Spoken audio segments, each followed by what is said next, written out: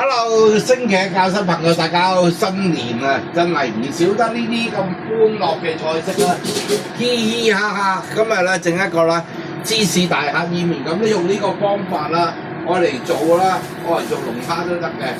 咁但係咧靠住自己啦，我咧就比較熱愛於啲大蝦多啲，我覺得成數高啲，抵食啲啊，性價比高啊！咁啊預備一個意麵啦，擠落去。飛一飛水，蝦啦就全部要洗到乾乾淨淨啦。入邊嗰啲蝦腸啊嗰啲咧就攞走去，嗰啲膏留翻去。咁啊，我哋打一打個意麵先。好咁教主啦，都記得啦，我喺唔同嘅年份啦，都有唔同蝦嘅菜式係嘛？咁啊，好似牛油蒜蓉煎大蝦係嘛？咁嗰個有冇試過啊？正唔正？好咁啊，少少油啊，煎啲蝦喺面頭啦，彈少少滾落去，少少夠噶啦，擠佢落去。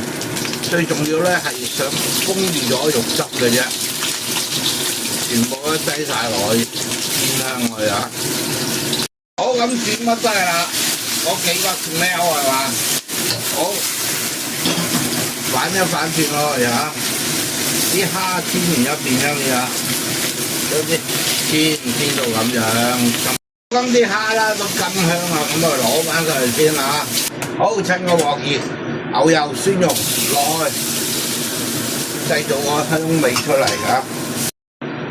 香啦，俾啲熱水落去。好，俾少味啦。嗱呢度啦，1/3茶匙熱寶啦。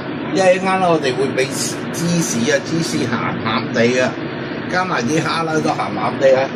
俾多少少胡椒粉，好咁個芝士汁啊，啲芝士蓉啊，將啲蝦回鑊啊，煮一煮佢，等佢索一索嗰個汁嗰啲味道。咁差唔多啦，咁啊俾少少生粉水落，埋少少芡落，開翻大啲個火，等佢收下佢。好咁最後尾啦，將啲芹菜葱花擠埋落去，增加個香氣啊！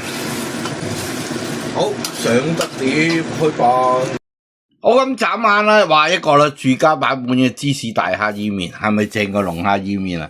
性價比高啊嘛！咁記住都係我教主做得到，你都會做得到，仲會做得喎。下個星期一再同大家見面，拜拜。